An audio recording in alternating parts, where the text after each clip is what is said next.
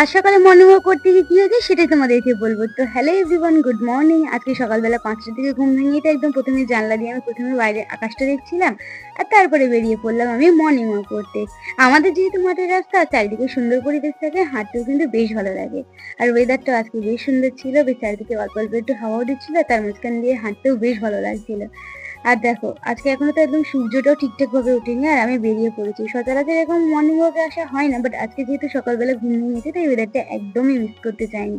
আর এই সাইডের আকাশটা তো ঠিক ছিল, বাট এই মেঘটা দেখো পুরো কাঞ্চনজঙ্ঘার মতো লাগছিল যখন প্রথম রোদ্দুর পড়ছিল আকাশটায়।